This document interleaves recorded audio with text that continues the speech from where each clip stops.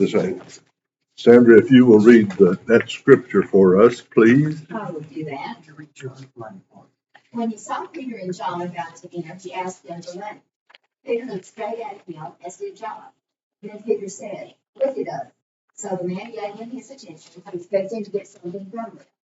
Then Peter said, "Silver or gold I do not have, but what I do have I give you. In the name of Jesus Christ of Nazareth, walk." Acts 3:36. Early in the book of Acts, not long after Jesus' ascension and the day of Pentecost, Peter and John were on the way to afternoon prayer at the temple in Jerusalem when they encountered a man who was unable to walk. Each day, someone would carry the man to the temple gate where he would spend the day seeking the generosity of those going in and out of the temple courts. When Peter and John walked by, the man requested money from them. The apostles responded with a great example of assertiveness. Peter and John did not give him money. They plainly and directly denied that request, but they gave him a different kind of help, one that was much more valuable. First, they offered him respect, honoring his presence in a way that few people would have normally done. The man's daily experience was for many people to ignore him. Most temple goers would have avoided eye contact and continued on their way. Occasionally, a bypasser or two might have given him some money without any meaningful interaction. After many years of being shunned and disregarded, the man may have been continued to keep his eyes on the ground while making his request. When Peter and John stopped in front of this man, however, they looked directly at him, and Peter made an assertive request. "Look at us." This was an act of respect. They wanted the man to know that they viewed him as a human being, created in the image of God, not an annoyance to be overlooked, avoided, or shoved aside. Next, Peter and John responded assertively to the man's request. Peter said, "Silver and gold I don't have, but what I do have I give you. In the name of Jesus Christ of Nazareth, walk." With that, Peter offered his hand to help the man up. When he grabbed Peter's hand, the man's feet and ankles instantly became strong. He jumped up and began to walk. Then he went with Peter and John into the temple courts, walking, jumping, and praising God. As Stephen ministers, your assertive interaction with your care receivers are not likely to be quite so dramatic, but they can be just as life-changing. Through caring assertiveness, you can help your care receiver get what they truly need. Above all, you can always treat your care receiver with dignity and respect. As human beings created in the image of God, that in itself can make a huge difference. Let's join in prayer, and we're all going to do this one at a time, asking God's blessing on us, our time of training. Lord Jesus, thank you for the example of Peter and John and their interaction with this man who needed the hope and healing only you can provide. We pray for the grace to always treat others with dignity and respect. We pray for the wisdom to respond to requests in ways that genuinely help people in the midst of their brokenness.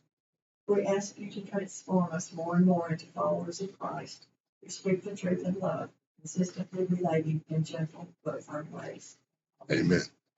Thank you. All right, now probably you're supposed to push your button again. All right. Based on that, everything we've covered so far, it's clear that assertiveness is very much part of the Christian way of life. As Christians, we are God's forgiven, beloved, and transformed children through Jesus, and assertiveness treats all people, ourselves and others, as God's cherished creation. Being Christians also means following Jesus, patterning our lives after him and growing more like him, and Jesus was definitely assertive. The scriptures reveal how God wants us to live as Christians, which includes practicing assertiveness. You read about these techniques in chapters 12 through 14 of Carrying Assertiveness. Let's review those chapters and dig deeper into Christian perspective of assertiveness. Jesus as a model of assertiveness. Chapter 12 focuses on how Jesus' life provides us a model for assertiveness. He consistently approached others with clarity, honesty, kindness, acting with care and conviction in all he did. The chapter included a range of ways that Jesus was assertive, paired with examples from Scripture. Because those different ways might resonate with each of us differently, I'd like to take some time to discuss them. Have your copy of Caring Assertiveness open to chapter 12 for reference, if you will. You can see in the focus note 1, there's a couple of questions. The first question is on one page, and the second question is on the second page. And there's some room there to make notes as we talk about them. But what do you consider the most important takeaway from this chapter for your own relating? What makes it important for you? Let me get back to chapter 12 because I moved over to 14. All right. As we go through there, like Jesus was assertively compassionate or assertively resisted pressure from others. Which of those resonated with you the most? Handled request. Any of the two that you just mentioned? Or of all 4 or 5 of those that are in there. Assertively responded to anger. Assertively chose to be calm. Assertively expressed and received affection. And I think the last one, assertively drew appropriate boundaries. First off, I don't think I ever associated the word assertive with Jesus, because in studying all of this, assertive, I guess, had always to me been someone that's just right in your face and, that sort of thing. But in looking at Jesus, his life, for me, being assertive, but in that, being gentle, caring and respecting the other person, if I'm, being assertive with them. Just thinking about not how I think it really needs, things really need to be said, but in saying things, am I respecting the person, their needs? Right. And lots of times it is something that needs to be said. It's just how and when you choose to do it, and keeping that part of what we have. And I still don't think I can define assertiveness. I'm growing into an understanding of what they mean, but there's a part about being truthful, and there's a part about being kind and gentle, but on the other hand, being direct and forthright about it. And when you put all those together, that makes that in your face be the direct part of in your face, yes, but the closeness of in your face, backed off a little bit. So I'm able to be in your face because the contact and that part. So with that in mind, and like these guys, they weren't passive when they walked by the guy, when saw the guy on the, I see it as on the steps of the temple. They didn't, just walk by like others. That would be a passive approach. They didn't stop and, would you get out of the way? People are trying to come to church, blah, blah, blah, aggressive, but they were assertive in that they were direct, in your face to a degree, but not right, not unkind, but eye contact, and even to tell him, hey, look at me, I'm talking. No, we're not going to give you any money. We don't have any, but what I do have, I will. So in that sense, there's a lot of things, and a bunch of them listed in this chapter, where Jesus was that same assertive kind of way. But even, even your tone of voice, Oh yeah, you can say something in a calm type way, or if you use a different tone, it can have a totally different effect on the person that you're talking to. that's why texting is so misconcerting. I mean, you don't know really what somebody means. You can read the words, but you don't know exactly. No, the feelings behind it. Right.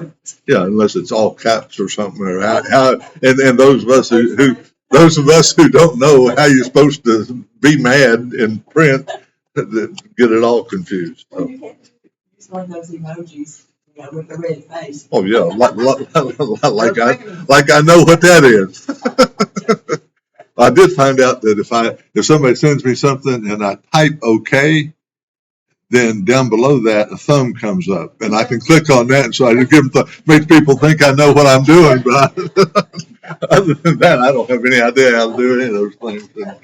And I've gotten along pretty well without knowing. So now, with that understanding, Jesus was assertive, and this sounds almost contradictory. Assertively compassionate. So, what do you think about that? Well, you can love somebody as hell. Well, yeah, I mean, you know, there has to be boundaries. right. As far as I think when you care about someone and you see them going in a bad direction, maybe that you want to help them, you know, find a better way. Right. And in that you get to number 2, where he assertively resisted pressure from others. I mean, you can, if somebody's doing something and you think that it's time for you to make a point, you can assume you're going to get some pushback, that they're not just wandering in that direction, they're intentionally going in that direction. As far as boundaries are concerned, the third one on page 128, Jesus assertively handled requests. Some people can ask you and ask you and ask you, and pretty soon you are, what does the thing say, you're not in servanthood, but in servitude, and you're just there to. But you know, Jesus had the advantage. He knew what was going on. He knew how they felt. He knew where they were. We don't know that. Good point. I can't. That's probably not the only advantage he had, but that is one. I'm having to get used to the word assertively being in there, because we think Jesus handled requests and Jesus was calm and Jesus did all these things, and I'm having to get a grasp on assertively, Yeah. because you have this picture of Jesus. I know there were times when he was not real calm, but throwing the word assertively in there is. Yeah, but I think that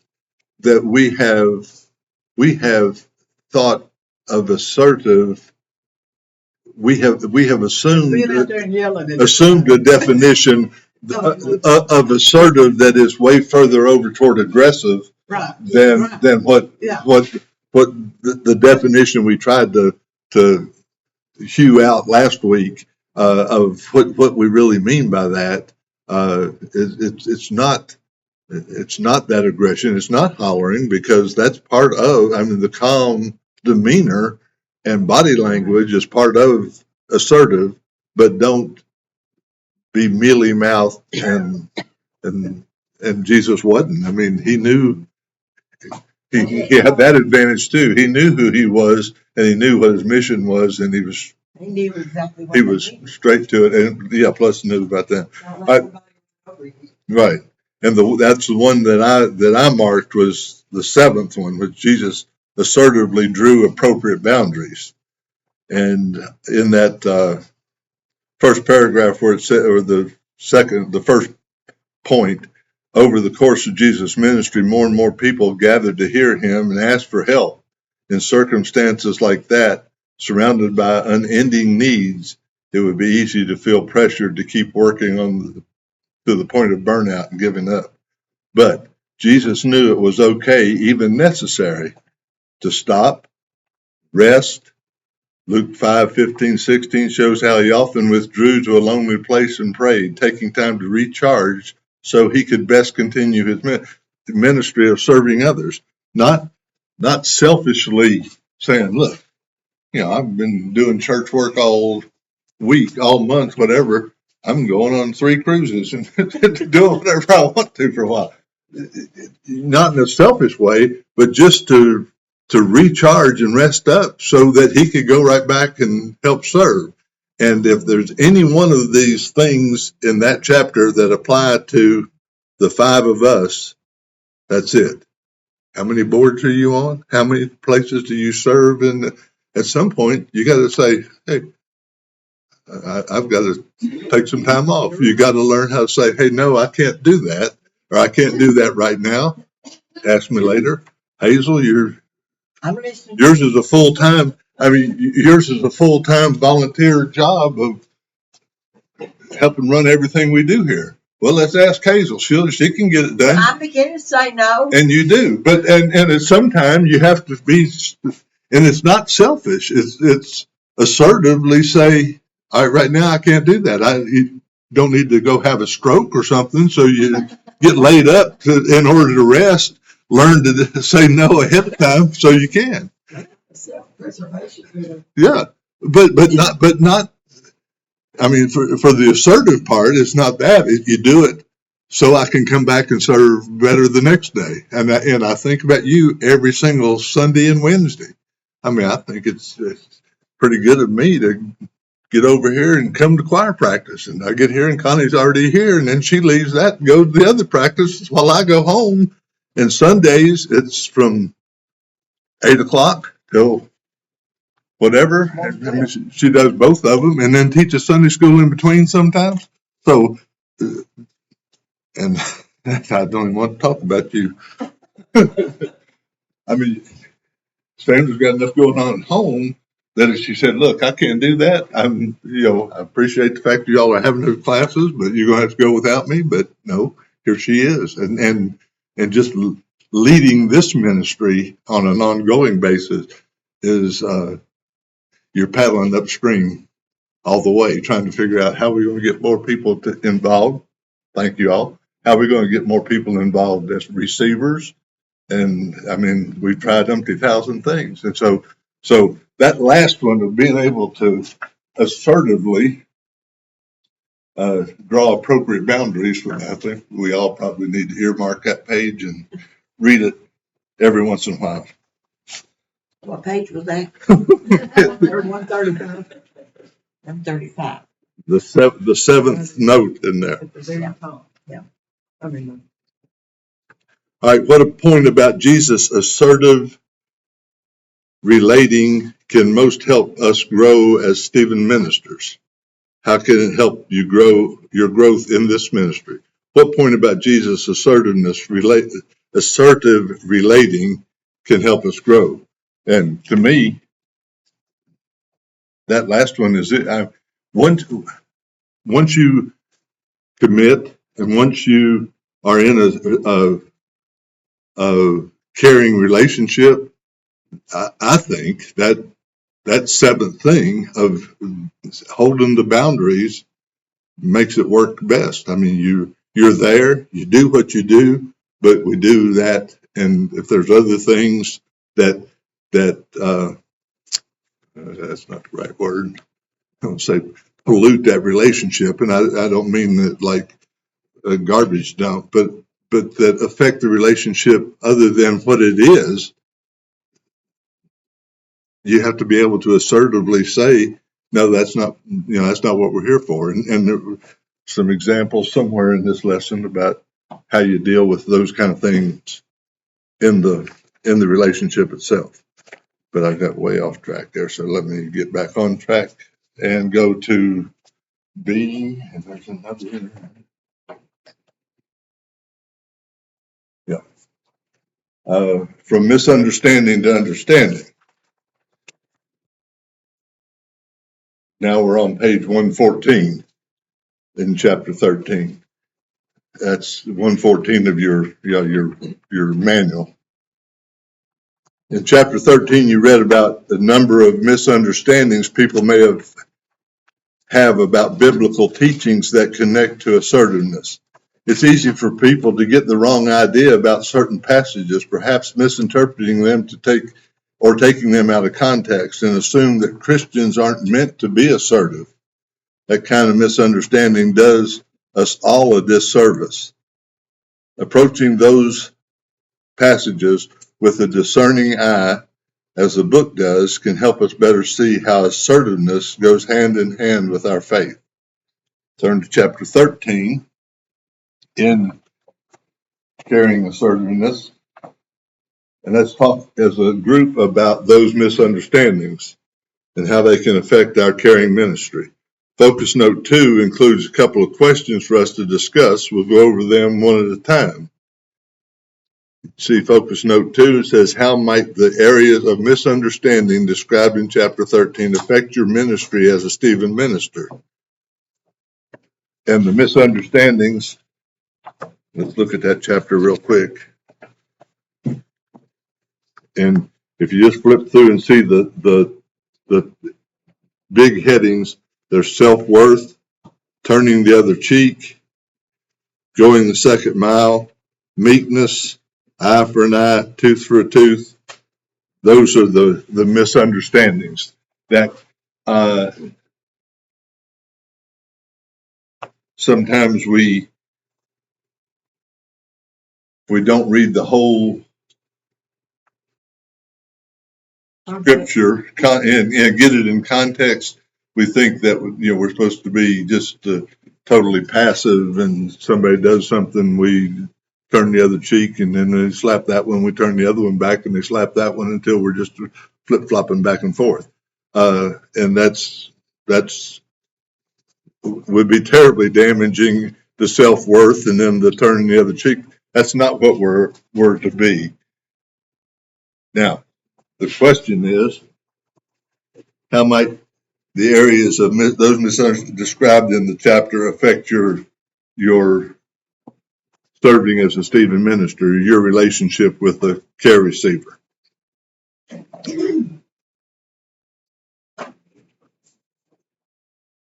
And if you don't remember that chapter, let me just go quickly. Let's look at under self-worth, the first one, Psalm 2:6. David wrote, "But I am a worm and not a man." Well, see, that sounds like he is demeaning himself. But when you get the whole context, David called himself a worm because his enemies were mistreating him so badly he felt subhuman. In the psalm, David cried out to God for protection, showing that he believed in his own self-worth enough to stand up for himself, ask God for help. His words were assertive. And here's the rest of what he said. Do not be far from me. Deliver me from the sword. Rescue me from the mouth of the lions. David had confidence that his request would be fulfilled by God. He didn't passively accept abuse from others and believe that he had no value. So, I mean, he basically was describing his state of mind and his feeling. I feel like a worm because all these things are happening to me.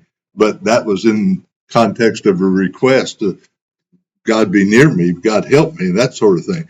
So that's what it means by taking things out of context and then thinking that putting your own definition onto what it means. So how might a misunderstanding of turning the other cheek affect your relationship with your care receiver?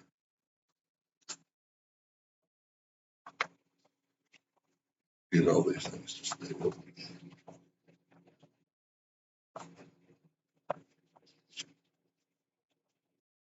All right, It's like the person is not supposed to stand up for themselves if there's some sort of negative relationship going on, that they should just accept whatever the receiver, wants to do. Okay. I didn't know if the person was the Stephen minister or the care receiver. Oh, yeah. As a Stephen minister, yeah, I agree. Put them on the care receiver to be abusive? Is that too strong of a word, or to, you know, demean us as a person? Right. Yeah. Who do you think you are to Yeah. come and try to help me? Well, I'm just here to You're the hold. one asking help. I'm just here to hold your hand. Your help cometh from the Lord. I had a situation back when I was on staff here. Um, Somebody called me one morning and she had this idea. She said, my husband makes this wonderful malt mixture and we can make a lot of that and sell it and make some money. And then she went on to say something about me. You just need to get a group together and help. I said, no, wait a minute. You're looking at this all wrong. I didn't yell at her. I didn't scream. I said, look, it's not my job to actually do it. My job is to help you do it. It's your idea. If you want to do it, I'll help you in any way you need, and I'll help promote it, but I am not going to do it. I just thought of that. Anyway, she never did make stuff. Whatever it was she was selling, I don't even remember what it I was was. gonna say I need to know what the mixture was first. I mean, I make some really good rum balls, but I don't think we're gonna sell them at church. um,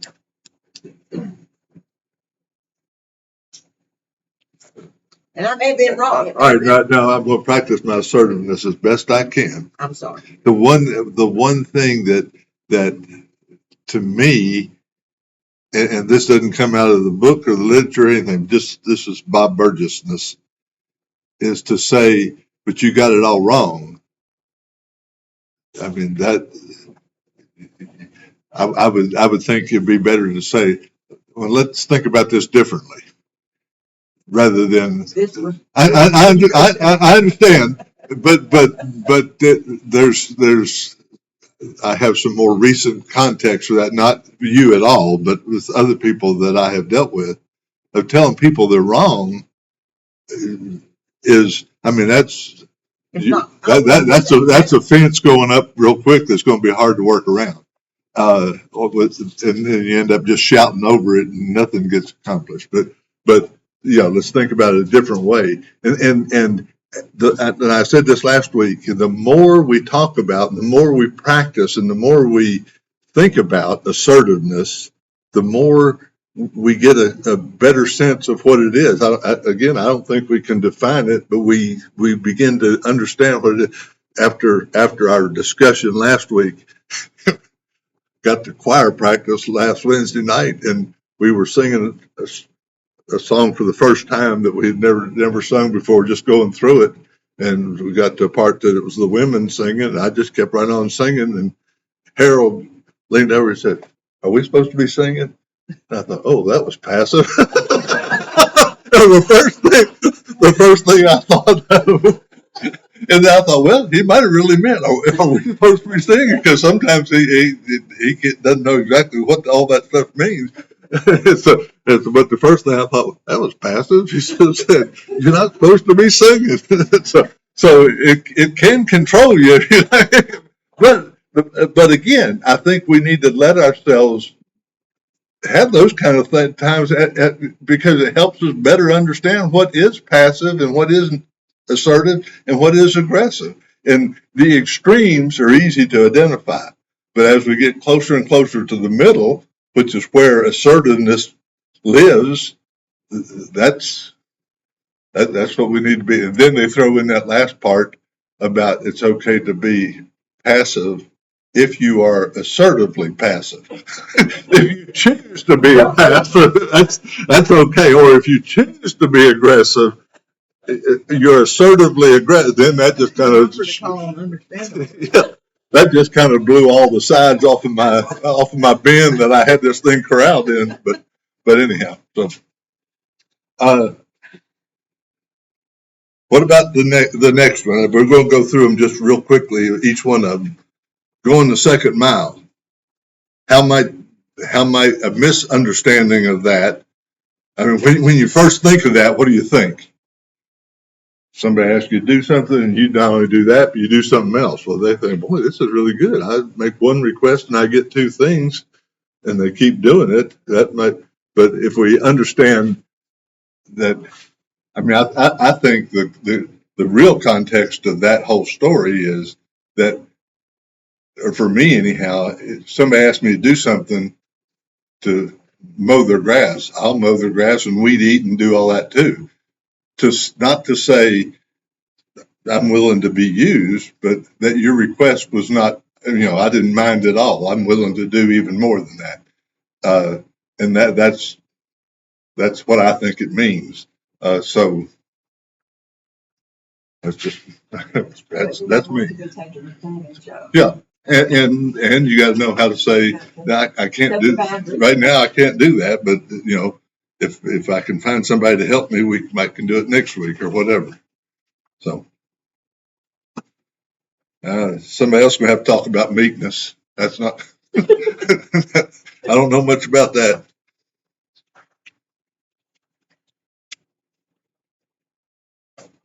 I'm too meek to talk about it. Yeah. Okay, I understand.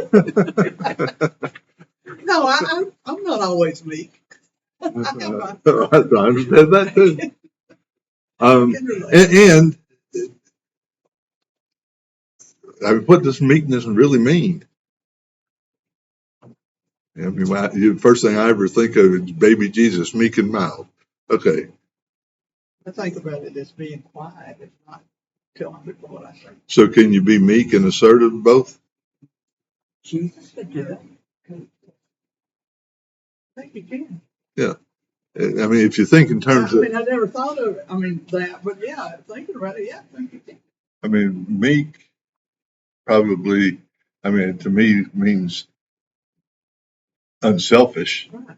And so you can definitely be unselfish and be assertive. I mean, it's not about me. It's about whatever the thing is that we're talking about. Meekness is not a word I have used a lot. I mean, that I have had in my brain a lot. Used as Yeah. but yeah, I think you can be meek and assertive. In the book, it talked about several different meanings of the Greek words, Yeah. for meekness that I really have not thought about. Yeah. And when it gets to Greek, I There's have several different interpretations. I tend to think that, and Robert will probably do this Sunday, and y'all think, oh, I wonder what Bob's saying that. I think preachers want to make a point about something, they go back and find the Greek so they can reinterpret a passage to say whatever they want to. I know that's not real, but I mean, because we really, that's where we ought to, that's what the Bible we ought to study is as close to the original language as we can. I mean, because even a translation is an interpretation. I mean, because some things just don't translate. I mean, Probably the one word for me that I would have thought of in the translate that is gentle.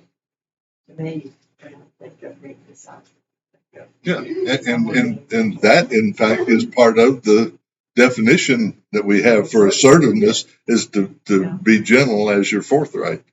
All right. What about eye for eye and tooth for tooth?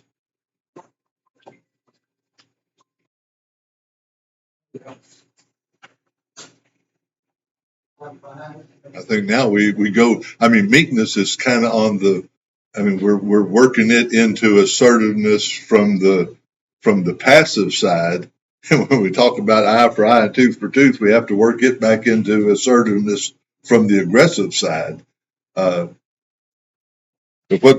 what's the misconception about that term? that whatever somebody does to you, you turn and do it back to them. Yeah. And is that what he meant? No, because Jesus spoke out against aggressive, vengeful attitudes, encouraged working together, reconciliation in the big print there in the middle of page 148. Yeah, those laws were meant to, and a lot, I mean, even turning the other cheek were, eye for an eye, tooth for a tooth originally meant if somebody slaps your hand, it's okay to slap their hand, not cut their hand off. I mean, to prevent over aggressiveness or over retaliation. Don't do any more than what they did to you. And Jesus comes along and says, "Hey, don't even do that." I mean, we turn the other cheek, and we do. It's not that we're not trying to get even. All right, and I've taken way too much time and hadn't covered half of what I was supposed to. but Sandra has some more stuff she wants to talk about, and I'm not even going to read the end of this part to get there. Unless, We skipped that one. no, because I mean, where we're supposed to be by now is to have a concept, anyhow, if not a definition of what assertiveness is. And now what she's going to do is say how that works in Stephen ministry. So, and don't pay attention to that clock back there because we were about 20 minutes late starting. Yeah, I know it was, So, high schedule all the way. right, but we'll be done by a little after 11 anyhow. All right. So it is your turn. Okay. You still have ways to go. I know, but I'm not going to do that Okay. for the sake of time. Can I run turn the heat up? I will do it. Can you do that? Thank you. So I think that was covered. Just put my jacket on. I was sitting in the sun. I thought that'd be enough, but no, I think that's not quite enough. So, all right. Let's see if I can get the. I think we're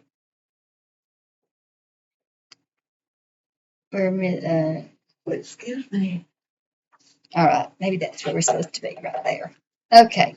So we're going to go through this one a little less discussion probably because this is supposed to be done before our break time, and our break time's going to be coming up fairly quickly. So I'm not going to just hurry through it, but we're probably not going to go as point by point. As Bob was doing such a good job, I was enjoying it. I just assumed just move on. Anyway, this is on assertiveness in Stephen ministry. Assertiveness makes a major difference in all your interactions in life, with family members at work, and in social settings, out on errands, anywhere else you may encounter others. This includes Stephen ministry. You'll want to be assertive with your fellow Stephen ministers, Stephen leaders, our pastor and church staff, and your care receiver. When you relate assertively, you're able to provide the best possible care. We're going to look at a number of the topics covered in caring assertiveness and apply them to your relating in Stephen ministry. These are areas Stephen ministers have found more challenging in the past, so it can help to give them extra focus. All right. You read about handling requests in chapter 6. At various times, your care receiver may make different kinds of requests of you. Most of the time, care receivers will only ask that you walk alongside with them during a difficult time, but they may occasionally have other, more specific kinds of requests. Focus note 4 on page 117 shows several different requests a care receiver might make of their Stephen minister. Take a moment to read focus note 4 to yourself.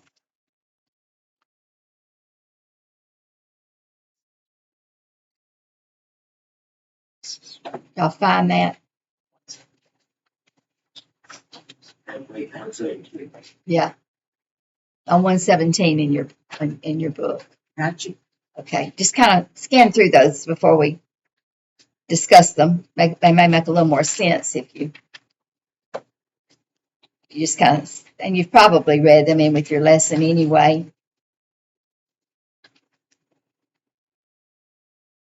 Let's just go on and we'll take them as they come. The first 4 requests are very reasonable. For 1 and 2, you may say yes or no, depending on your availability. For number 3, you generally say yes, and then work with your care receiver to figure out a better place to meet. For the 4th one, you'll probably say yes, as long as the gift was truly a small, one-time show of gratitude with no sense of obligation. Requests 5, 6, and 7 get into boundary issues, which we'll talk about in more detail in the next module.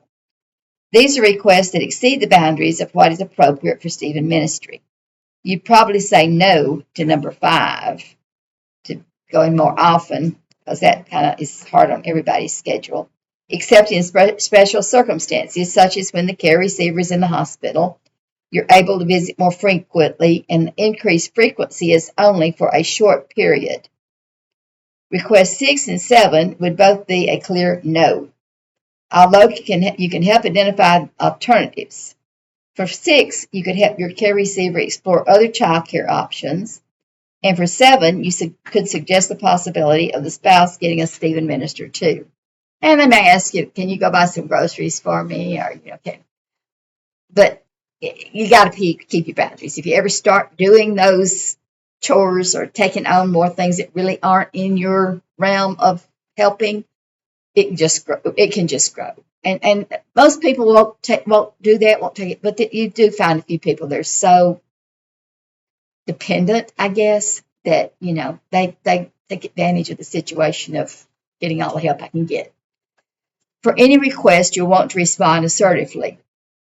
As you do, be sure to take into account the care receiver's emotional state. Communicate in a way that's sensitive to the care receiver's feelings, and as appropriate, help them find other ways to meet the need. Note also that your supervision group will help you think through issues like these and will offer you guidance and support. So if there's any uncertainty about a request, or if you're feeling pressured by your care receiver, talk to your supervision group first. You'll learn more about that supervision later in training. And that's why the supervision group is so important, why we have the meetings, so that we can discuss if you've got issues that you really don't know how to deal with. And it's a consensus of everybody in the meeting giving their thoughts on it and discussing it and helping you find ways to deal with it. And it would be hard, I can tell you from experience, it would be hard to go through one of these kind of relationships without that group of people that you can depend on talking to and them helping you walk through it, just because sometimes you get emotionally too involved with people. Been there, done that. Not in Stephen ministry, I haven't. But The supervision is when the Stephen ministers get together. Yeah. Once a month. And the best way I think to describe it is we get to be Stephen ministers to each other. Yeah. As it relates to the relationship that you're building with your Stephen minister. Yeah. It really is it's very worth your time to come and spend that hour and a half to have people that you can talk to and rely on. I had an experience long before I got into Stephen ministry with trying to help somebody that I became way too emotionally involved with and did way more than I really was even comfortable doing. But you sometimes you get kind of taken into a situation and try to help where you can, and it can be a little much. Knowing when to say yes to a care receiver request depends on a few factors. As mentioned, one factor is boundaries. That's a big word, and we'll talk more about that later. But you're in a formal relationship with your care receiver, and the request you accept or decline will help establish the boundaries of the caring relationship. Another factor to be aware of is your own motivation for saying yes. A Stephen minister who over-identifies with a care receiver may be tempted to agree to any request. But remember, in most instances, you should decline requests that fall outside of what Stephen ministers are meant to do. We'll talk a lot more about that in Module 7 on boundaries. Also, take into account what's best for both you and your care receiver. Will saying yes to this request help the care receiver grow? Will saying yes cause you to slip from servanthood to servitude? You gotta keep in mind what your relationship is supposed to be and why you're there. And the boundaries are important. And you can do it assertively, but very nicely, so that everybody understands that there are some boundaries involved. Let's take one of the requests from Focus Note 4 as an example. Look back at number 2. Could we meet for an hour and a half this time instead of our usual hour? This week has been especially difficult. Suppose this request is one you're willing and and available to fulfill. What could you say to grant this request? Just quickly say some possibilities of what you might say to agree to that request. I can do it this week. Yeah, I have some extra time this week. Yeah, I can do it this week. But this week being, a kind of a boundary that you're setting. We're not going to do it every time, but I can do it this week. Since you seem to be having a hard week, yeah, I can do it this week. I don't just say, oh yeah, I can do that, and just let it grow from there to an hour and a half, to 2 hours, to whatever, because it can You grow. want them to know that you're hearing what they Absolutely, absolutely. say. And do it. That's just the Yeah, way I you're hearing what they're saying, and that you understand what they're saying, and that that you can do it this time. because they need it this week. That's right. They started Yeah, every week saying that. And you really don't have to go into down long the- explanation. Just say, yeah, you're right. Yeah, I can do that this week. But a lot of these responses are brief, simple, and straightforward. When you're granting a request without reservation or extra conditions, you don't have to say much. There also will be times when you decide to say no to your care receiver's request. It's possible that they'll feel let down by your response. You will probably want to explain your reasons in an honest, caring way. Also, take time to listen. Give your care receiver an opportunity to talk about how they feel about your answer. Listen for any misinterpretations or feelings of rejection, and gently address those issues. You may need to talk about this issue again in a subsequent caring visit. Now take a look at number 6 in Focus Note 4. Could you watch my children Thursday evening while I go to a movie? What could you say to decline that care receiver's request? No. No. No. That's very assertive. That's not what I'm here for. Yeah, well, are some other options? No, but some other options you may consider. Have you got a neighborhood teenager that could babysit for you for an hour or two, and you learn to get a kind of. We go through a section where we study about resources, things that you can up to mental health resources that we can refer to. I've got something else to do. No. Not just slam the door. Yeah, well, and you don't even really have to give an explanation of why no, you can't do it, because that becomes next time they ask, you're going to have to come up with another explanation. It's just that's really not one of the things that we can do for you. It has to be fairly assertive, but in a general way, and then listen to make sure that they haven't misunderstood what you said in some way, and that gives them an opportunity to talk more about it, and maybe that's. I want to see that. Yeah, didn't want to go, didn't have the time to do it. Let me help you find the babysitter. We'll both go. And then should go, or in this case, be she come up with it. I want to know, because she really wasn't going to the movie, she's going to do something like that. But is that one thing that you really wouldn't do? No. With your statement, with your receiver, it's other. No, that's something. If you ever started, now there might be exceptions. If I gotta go into the emergency room with my other. Could you stay with this child? That's a different situation. There are circumstances that you might agree to it.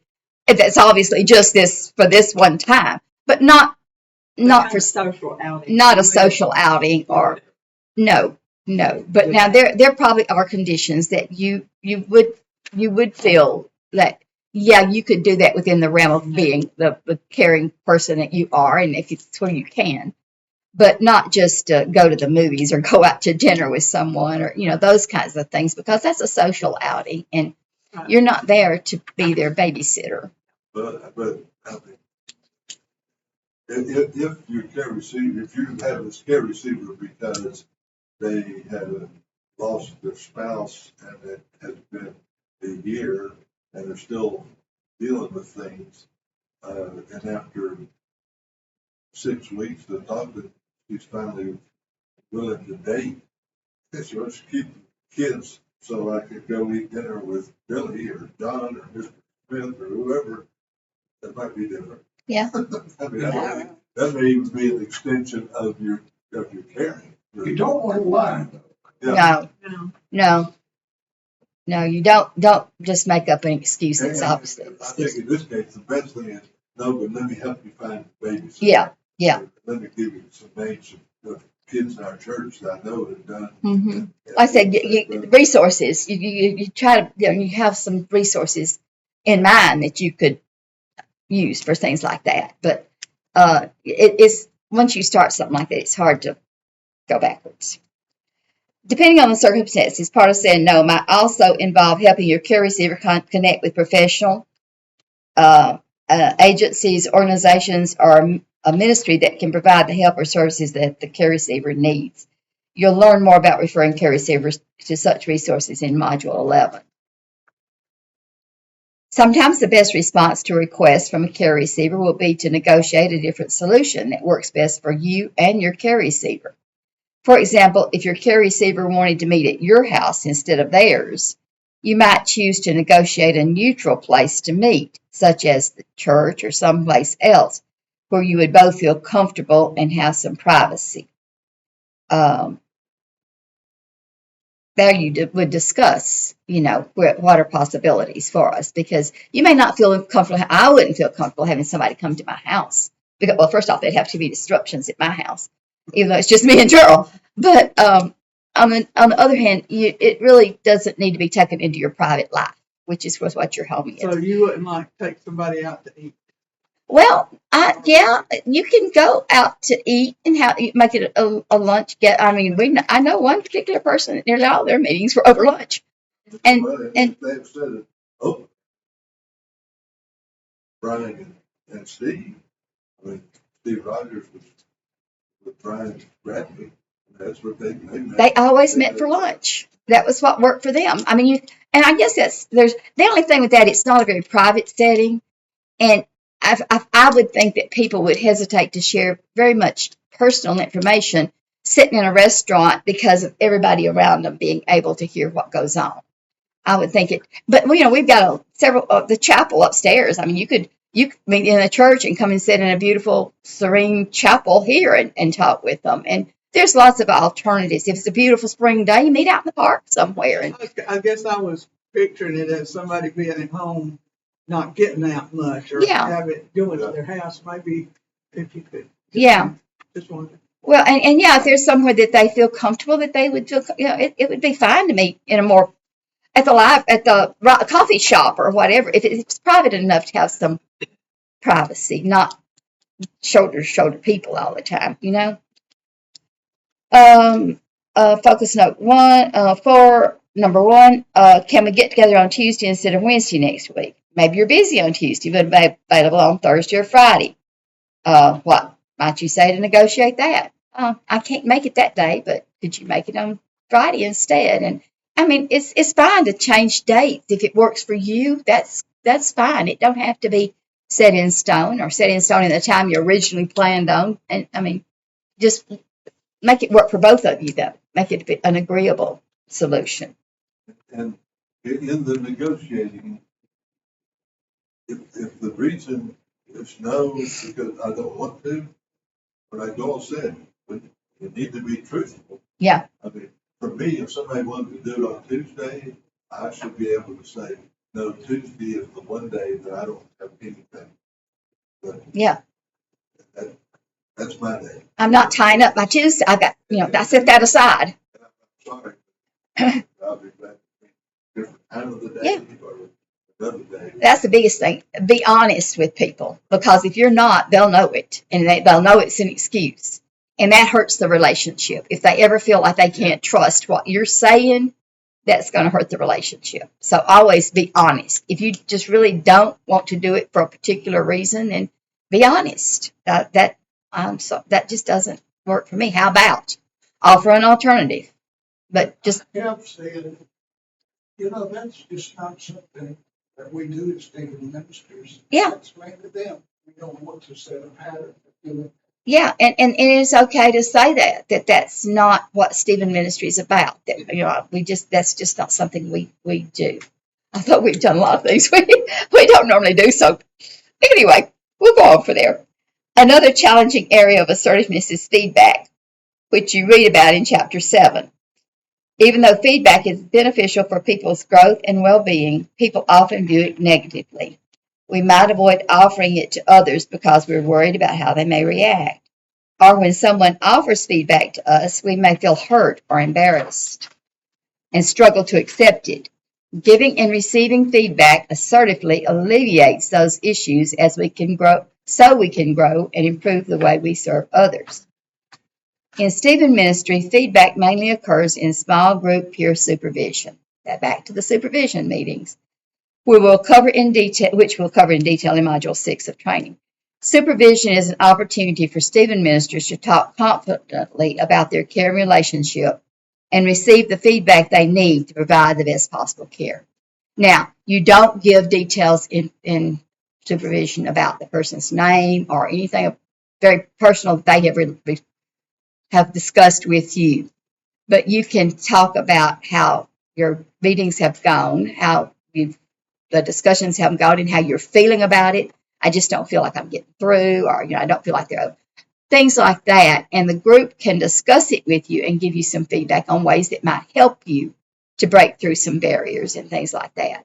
But even other Stephen ministers are not supposed to know who you're working with. It's all confidential, and that's the one thing we stress so much is the confidentiality of it. And I think we've done it to the degree that some people think that there's some kind of secret society about it or something, and that's not the case. And they can tell anybody they want to, hey, so and so is my Stephen minister, and that's perfectly fine.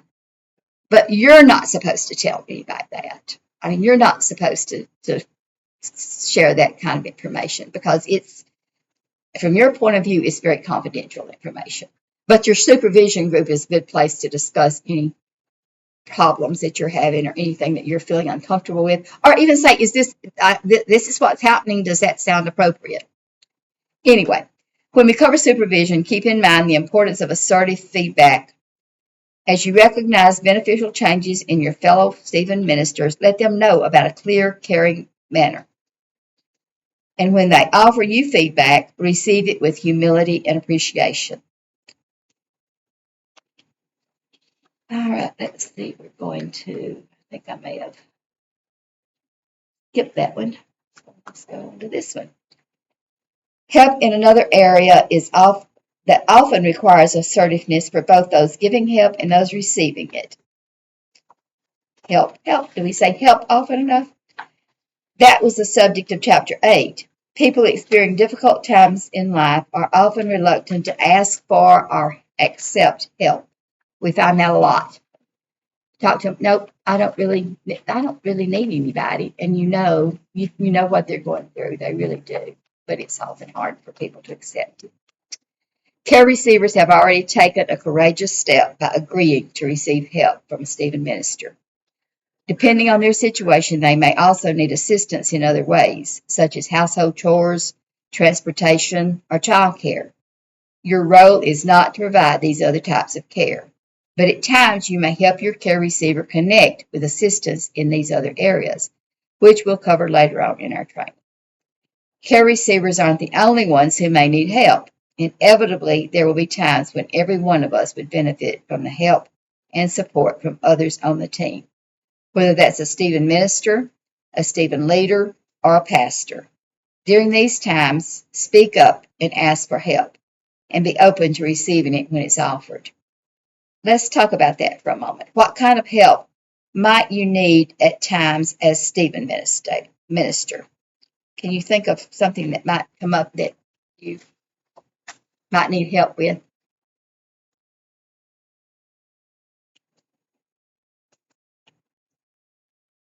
Maybe you think they need more help than you're able to give. Maybe you think they need a counselor, a mental health counselor, or they need some other professional kind of help. And you can certainly go and talk to the pastor or one of us, one of the leaders, one-on-one and say, I really feel like this is going on, and what should I do about it if you're feeling uncomfortable? You'll learn later about when to recognize signs that they need a referral and those sorts of things. But you also need to, may need to recognize other resources that you can suggest for them that would get them some more help that you really can't, or that you don't want to provide, because it's not within what you're trained and won't are willing to do for people. You're probably not willing to go clean their house. They may need a house cleaner, but you can help them find resources. You have a list of places, and there's there's always somebody that you can. We have the list of things that we can give to people. I think we did that in one of our training sessions. That was one of our assignments, was to put together a list of community resources. I don't even know where mine is anymore, but community resources for various things that they might need help with, and that you could suggest if they need help with something. And Robert is really good to have resources in mind. He's one of the best I've ever seen or dealt with about knowing ways to help people get help and where to go with it. Have you ever had a person who there were people coming to their house that these people should have been in jail? Not personally. I've heard of that, and I know of some people that have had some questionable grandchildren. Or through the years, I've had a couple of times when people came to me and told me this, and you want to just say, well, call the police or don't let them in. Yeah. That's probably another situation that'd be really good to talk with someone else about too, and develop some thoughts. This was just a person that met me, or well, both times, a person who had met people who had met me and knew me and blah blah blah. Yeah. And running. I just wondered if you had ever. Would not be being with the person in the house would be a very different thing than just a friend on the earth. Absolutely. Met me and is telling me that stuff. I just wondered. Absolutely. And yes, and you may be in a situation where you know that somebody's coming and taking advantage of them. Right. That's what I'm saying. Or that they're putting them in danger. To the extent that they should be in jail.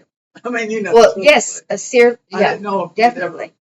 I've never experienced that, but I do know of one person, and it may not even have been. I don't think it was one person since I've been in Stephen ministry here, but in another setting. And you don't really know how to handle it without talking to. I went to the minister. I went to the minister and said, "You're going to have to help me handle this one." And it wasn't even, like I said, I wasn't in Stephen ministry at that point. I was just asked to help a person. Anyway, we won't go there. Whenever needs like these come up, I urge you to be open to seeking out and accepting help, as well as encouraging other Stephen ministers to do the same. Your supervision group will be a great setting for ensuring you and other Stephen ministers get help as needed. God never intended us to be independent. We were made to be interdependent, with each of us helping and receiving help when needed. So, make the effort to recognize needs for help in yourself and others, and assertively take steps to connect with that help. Yeah, I thought when I read this, I thought we ought to have a church-wide class on chapter 8, offering, asking, accepting help. Yeah. As a way of getting that point across that we're in it together. Yeah. But how to ask for help, why you should ask for help, and we may have so many care receiver requests we can't fill them all. I mean, people just need to know that that's okay. And at one point, page 86, it says receiving help is part of the human being. All of us go through difficult times when we would benefit from the help of others. But that's exactly what we say we do as Stephen ministers, care receivers.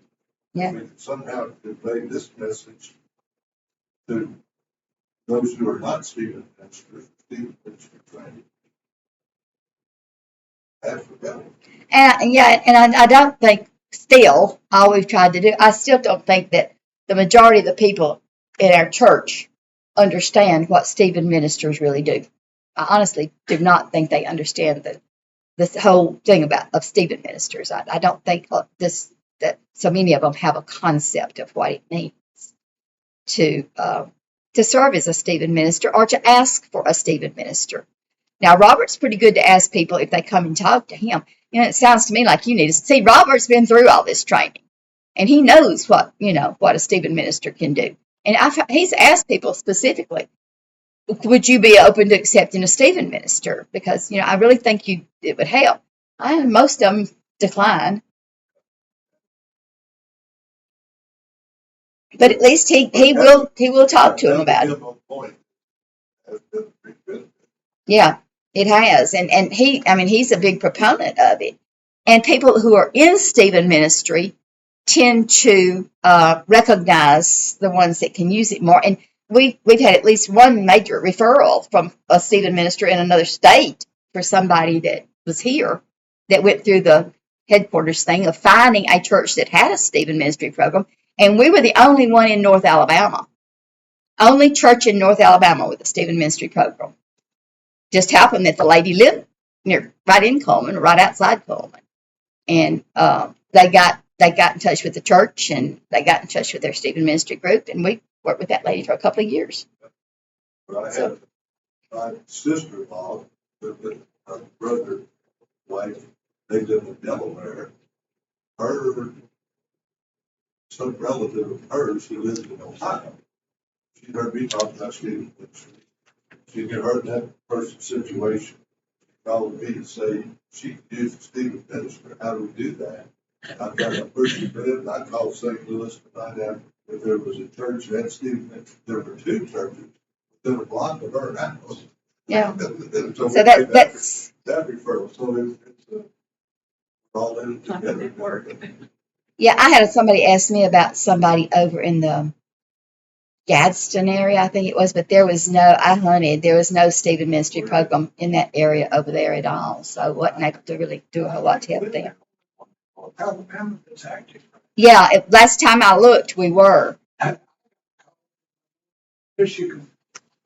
Her father lived in Huntsville. Yeah. I talked to him, got a meeting in there, and actually went to lunch with him, talked with him, and She thought he needed one, but he didn't. She thought he needed one, but he didn't. We've been there, done that, right? Okay. Chapter 9 of Caring Assertiveness covered anger. People's perspective on anger are shaped by their background and personal experiences. Some think of anger as inherently wrong or sinful and try to hide or to extinguish it, while others express their anger impulsively without much control. Most people are somewhere between these two extremes. Ephesians 4:26 says, "Be angry, but do not sin. Do not let the sun go down on your anger." Anger itself is neither good or bad. What matters is how a person expresses it. Anger that isn't assertively expressed may cause harm, both to those feeling it, and to those who are on the receiving end. Care receivers at times experience feelings of anger toward others, themselves, their situation, or God, because of the challenges they're facing. When angry feelings surface in a caring relationship, you may occasionally feel as if you're on the receiving end, but that doesn't mean you've done anything wrong. The care receiver is most likely just struggling to deal with those feelings at that moment. The best thing you can do is assertively continue to listen and reflect, encourage the care receiver to express any emotions, and help them accept those feelings. When the time is right, you can help your care receiver explore what needs to be done to deal with the situation causing the anger. Focus note 5 on page 19 of your book contains some additional guidelines from caring assertiveness for assertively receiving someone else's anger. Take just a minute and read through those, and then we're going to move on because we need to squeeze a break in here.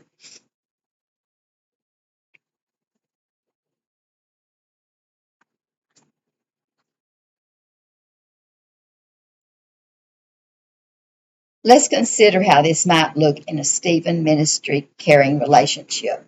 Take a look at the scenario and focus note 6 on page 119.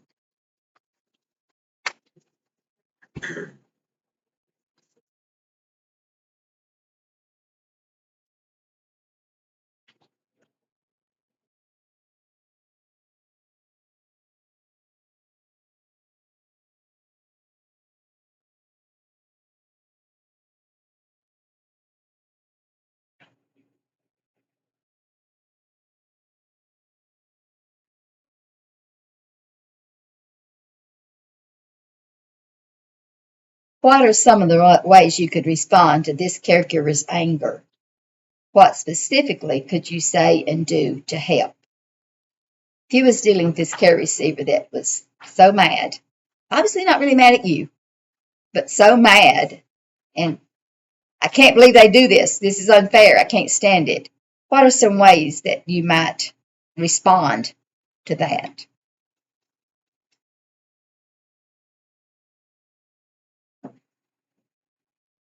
First off, listen. Let them encourage them to let it out. I mean, just yeah. Well, tell me more about that. Let them vent on you. Let them listen to what they're angry about. Listen to them. But then what could you do? So you say, "Oh, you need to calm down. You need to calm down." No, no. Let them feel their anger. Let them talk about their anger. Oh, way they're going to deal with it is to get it out. But now, if they're violent or something, that's a different story. But as long as they're just voicing that anger, what else? What can you think about? What else might they?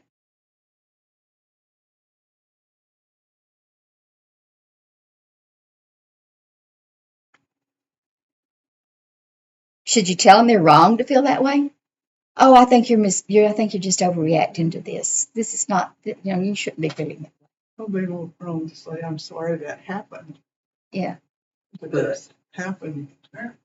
Yeah, that'd be fine. But should you tell? But then let them continue to. Yeah, let them continue to vent. Yeah. Yeah. And don't tell them their feelings are wrong. Well, you shouldn't be feeling this way. No. You should, because that's their feelings. Allow them to have the feelings they have. Sorry that It's happened to you. their feelings. That oh, I'm sorry. I'm sorry that happened to you. But tell me more about what you're feeling. Tell me more about where your feelings are coming from, and where can you want to talk more about that? And just to encourage them to talk it out is one of the biggest things you can do. And I mean, I'm assuming, I'm asking because my assumption is that sometimes do you not just kind of, if this is all going on, just have this little pause and let there be a little break before you say something. It's fine. Silence is fine. It's hard for us to deal with forever. No, a few minutes. A few minutes, or settle back. Let them think through it. Let them have time to think about it. But there's a lot of times when silence is appropriate, and to give them time to gather their thoughts or to know they're in a hard position there. Yes, definitely. And you want to let them know that their feelings are their feelings, and it's okay. Not calm down. You shouldn't be feeling this way. That doesn't respect. Something else you can do. Yeah, absolutely. Yeah. But I think at some point you need to look forward, look ahead. I mean, this has happened. Yeah, it's bad, but get them to look to tomorrow and what we're going to do. Right. But I was just asking about a little breathing room for. Yeah. At that time. And I don't remember reading this anywhere, is to say, well, let's pray about it. And I know that's a good thing to do. But it's not very comforting sometimes to them. I mean, it's dismissive of their whole situation. I think it's better to deal with that in the ways we're talking about, listening and responding as you can. Then when it is time to pray, include it in your prayer, but not act like, let's just pray about it. Like that's going to take care of it all. I don't want to deal with God. Yeah. I'm here to help you because God sent me. I am Him for you. That's your role. You're His presence in the situation. Yeah. And you don't just jump in and start helping them try to figure out ways to solve the situation. I mean, that's not your job. Now, if they ask you about, some pointers or practically, if they ask you about, would you think it'd be helpful to do this or this, then you might have, if you've got some resources that they could look at. If they ask for help and you've got some resources where they could look for help, you could mention those to them, but don't try to fix it for them. You can't. We can't fix things for ourselves, so no. But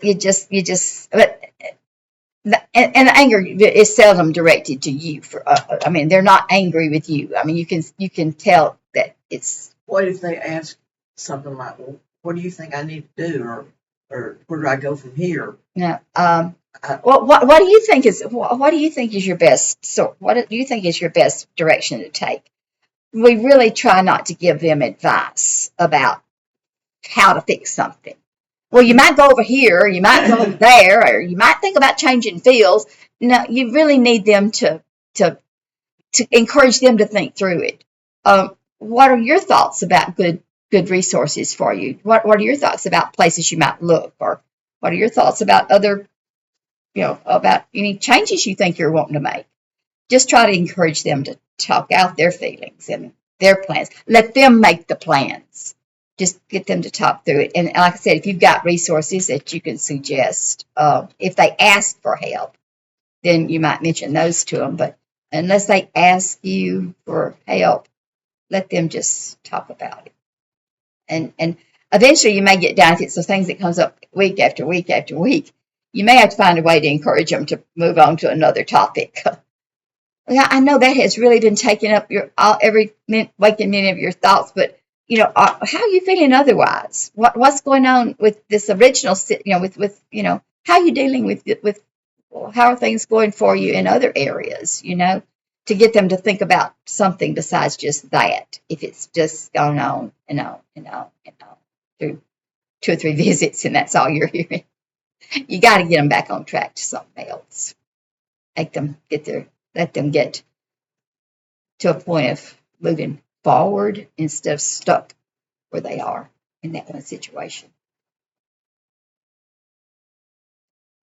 And if you call somebody and ask call their student leaders, or you talk to the minister, is there ways I can help them that I'm not seeing, or am I overlooking something here, or how else can I deal with this? Dealing with anger, including anger from care receivers, demands assertiveness. By choosing to be assertive in these situations, you can best help your care receiver address their anger and over time experience the emotional healing they need. Okay, we're going to take a few minutes. What, Bob? 10 minutes or so, you think? 10 minutes?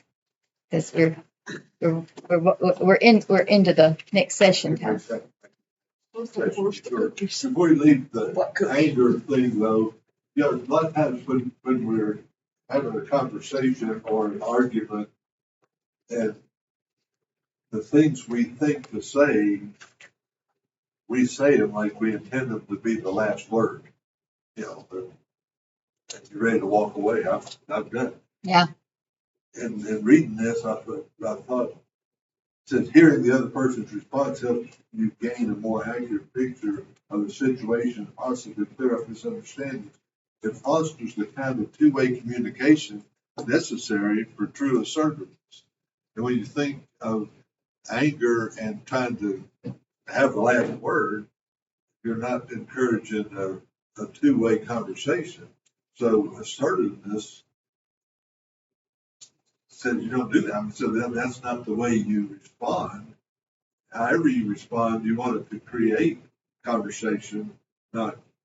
Yeah, but if you're running into a lot of time and you're needing to in the session, can you just not just give them something maybe to think about for the next time you talk? Oh, yeah. I mean, you got to get to a point at some point that you got to be able to, to Well, that's one of the best I made. Yeah. When the anger conversation and being assertive about Yeah. situation. You want to have to What you said, you want them to think about it. That's something else that. Yeah. and bring it up. All right, when we come back, we are going to deal with those things. If I know you want a break, if you need a break, but if you didn't fill out that sheet, because I didn't give you one, then Which one are you talking about? the one you're going to do. Yeah. We left early last week, remember? Oh, yeah, no. But I didn't remember, and I didn't take her one Sunday like I did everybody else. Like this. We're gonna have a session on that.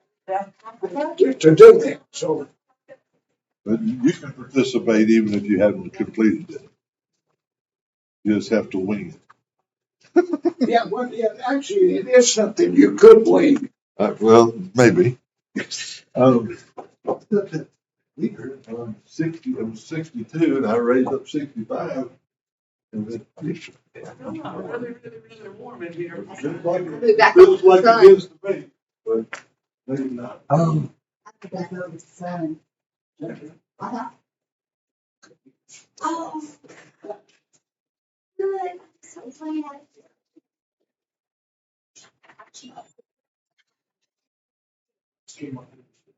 That would have been there. It was. I mean, we had to do this. Yeah.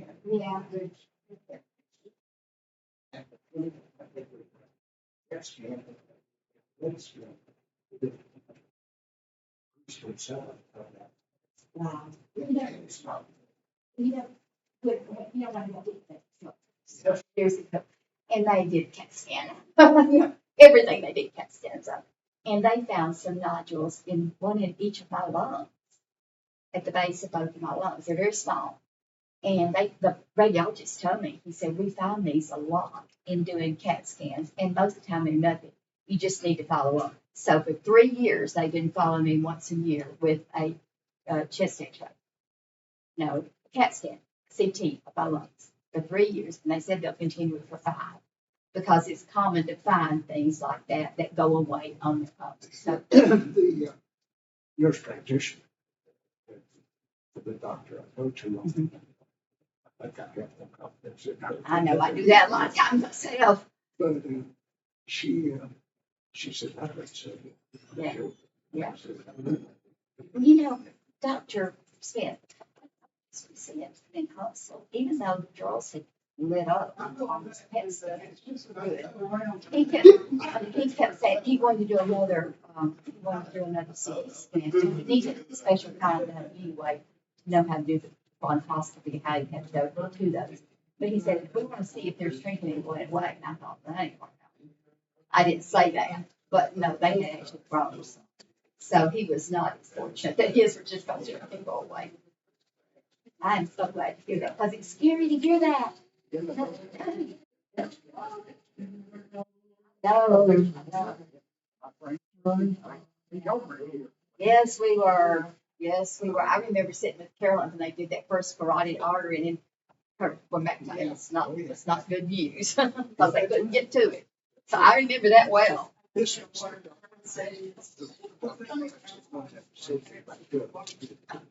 Yeah. But I asked for another doctor to do things with the referral. He referred me to the guy Gary Bailey. They took care of it. Yeah. Well, sometimes we're finding more and more. A lot of doctors just say, I can't do that. Well, yeah, and that's a good We've thing. had that, all the doctors here, everything's been. That's why I was happy to go to him. Yeah. That's the call that he needed to have. Yeah. Well, that's how we wound up with going to doctors in Huntsville because another one's in Pullman. Well, the pulmonologist here, I mean, we saw his nurse practitioner, drove made an appointment with her, and she discussed the CAT scan with him.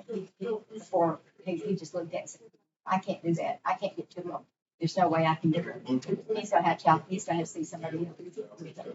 Brain thing, I had to do 3 surgeries. Yeah. I remember that. And after, which were immediately before, immediately after each surgery. You've been radiated a lot. I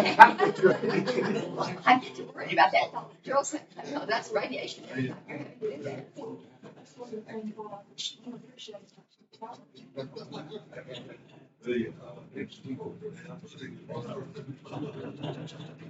I'm just talking to him. I was ready to leave. I was ready to leave. So we just had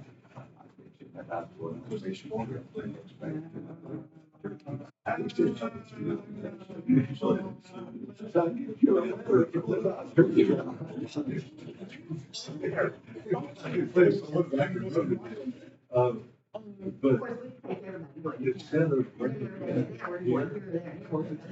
here, done before, and then had to get them to tables and name tags and all that. we're going to bring them in the sanctuary. And so what I'm thinking is they sit in the back of the sanctuary and then have people come in with their, because they'll have a list of names. They're listed like Wayne and Chris D. Those two name tags. And so, So when you go into the building, they do for the secondary, they had to check because Right, that is one of the things I think. stress test.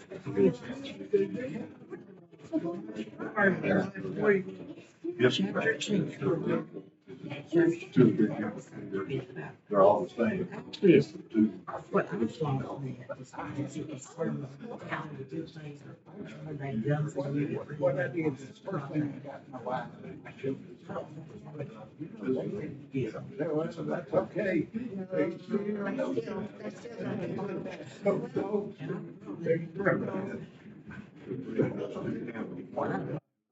For one reason, the circle, it stands within the circle. Kind of like saying, solid thing, has a way to do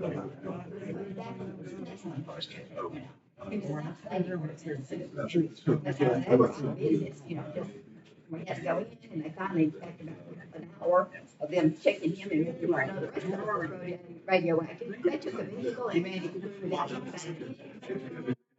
And so they let us go. Well, the next day, they said, okay, no, it's now, it won't be a big deal. No, they're just the same thing. And we started pulling up and Did not help.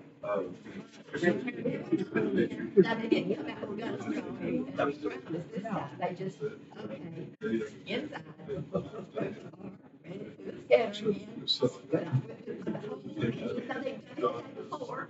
They did that 3 days in a row. The whole thing.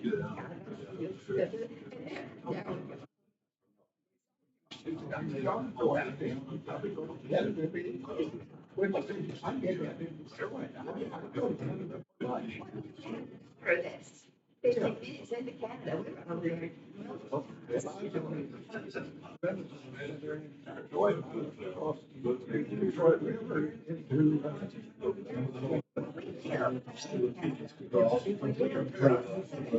whole life, and also I have God is ever directly over that.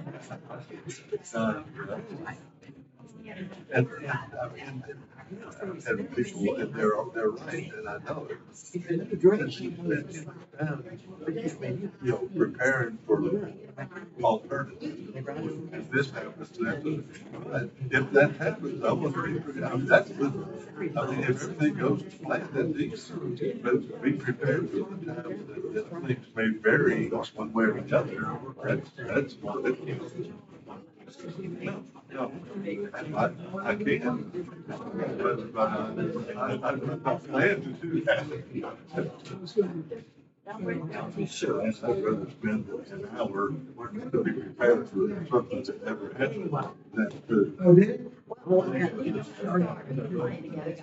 Oh, okay. We figured it out. Oh, did you? It was just a couple of steps we almost did, but we got there. Shot is all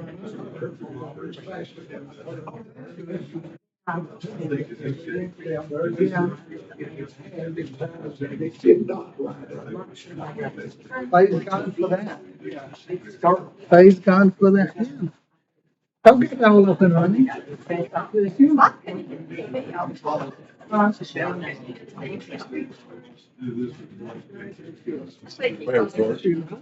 was surprised that she was leaving it. Primary school wants to go down, but I mean, I just say I'm surprised. I just said, I'm surprised she's not going to first school because it doesn't seem like those kids should be. And probably the kids.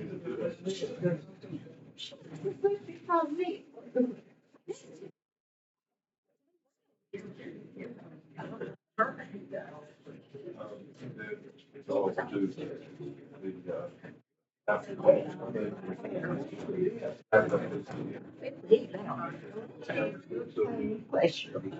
Shots that other than.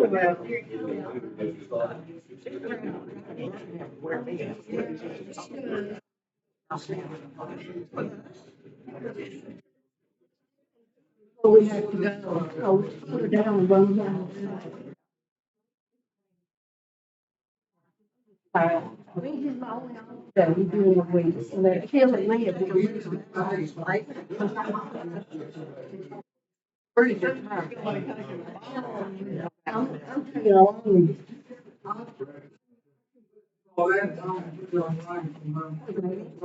Sandra and Connie deciphered all the numbers and knew what the button meant what, that sort of thing. All right. We've got a little over a half hour left to go, and we've got 10 minutes to do it. So let's just see how fast you can hear, how fast you can listen.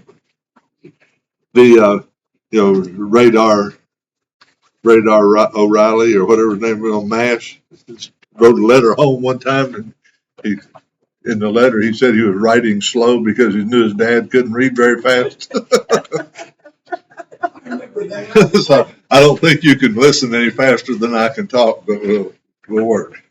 Our next thing is assertiveness in challenging situations, and we've really talked about a lot of this already, but in chapter 16 there is a prescribed process to deal with those times that you run into a difficult situation, whatever that difficulty might be. And let me get to chapter 16. Here we go.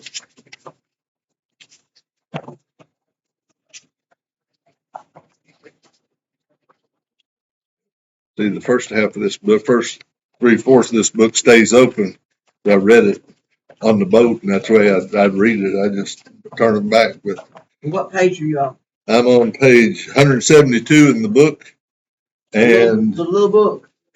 yeah, and focus note 7, which is on page, it doesn't say in here, 120 in your manual.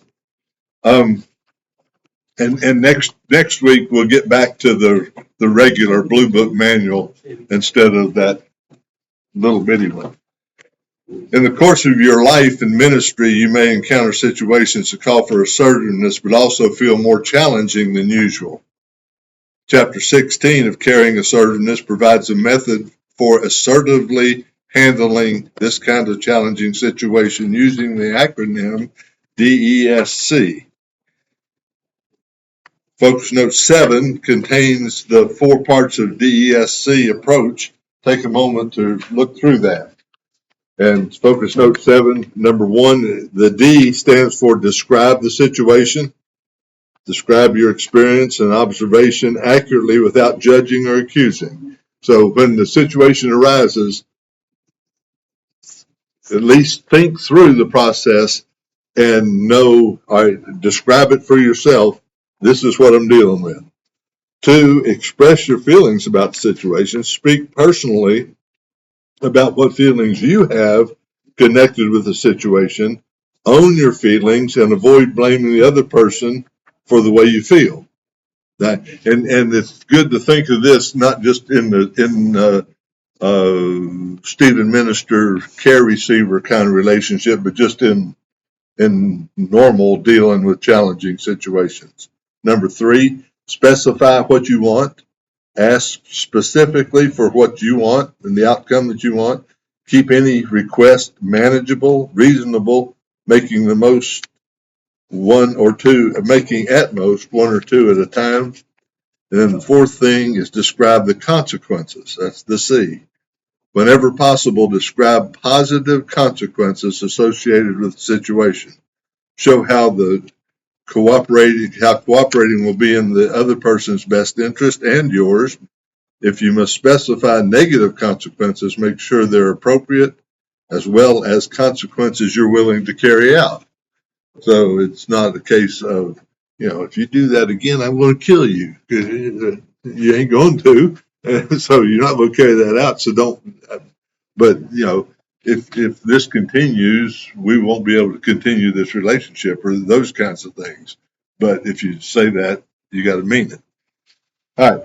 So DESC, now they want us to look at some of these things as useful model for challenging that might arise in your relating, not just with your care receiver. When you encounter a difficult issue that requires an assertive response, you start by describing, and then you express your feelings about it.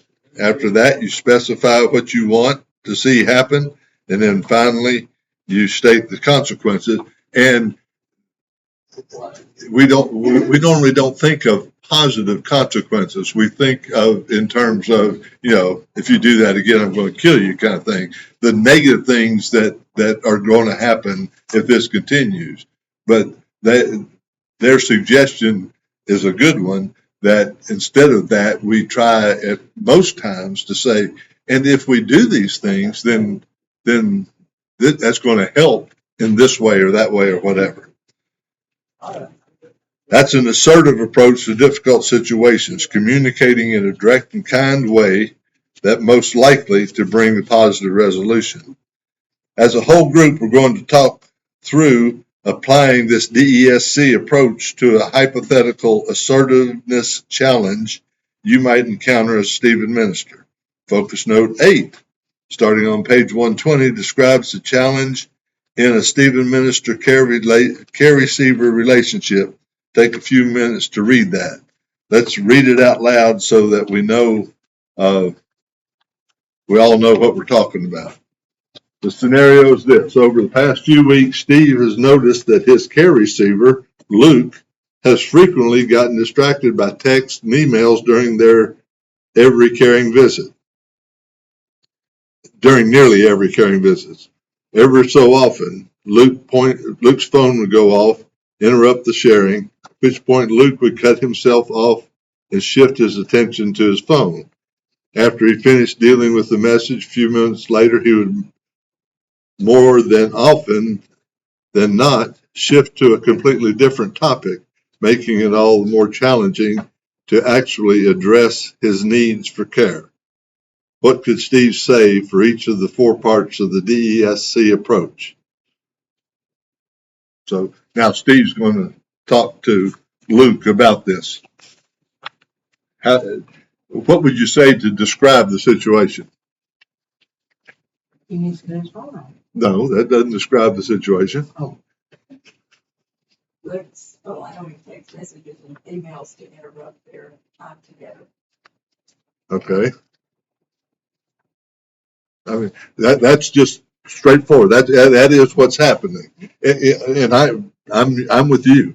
I'm jumping over all that stuff and going right to the consequences at the end. That take a smart person to figure that out. Well, I know, but it takes, that's part of the assertiveness though, is to not do all of what we normally would do, but to start with just a B flat description. No, this is good, this is bad, whatever. What's happening is you're answering your phone and it's disrupting what we're doing.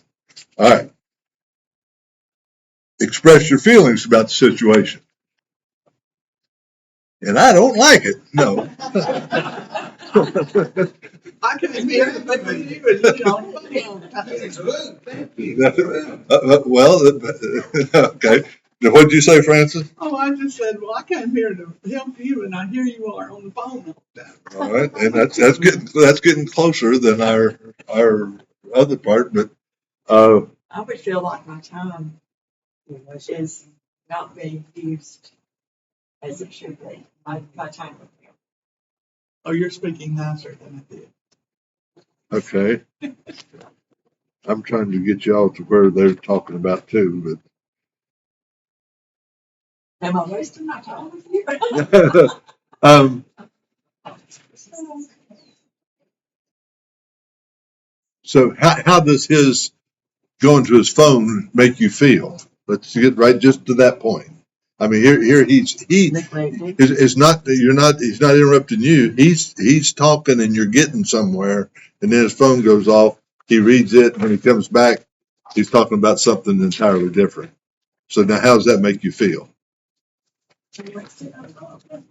Okay. No I would just say, I just tell them, I say, well, evidently, but this would probably be aggressive. It looks like your phone is more important than our phone. Maybe we need to reschedule. Okay. I mean, that's why we look at it because, Or maybe you can turn your phone off while I'm. well, We're going to get to that. All right.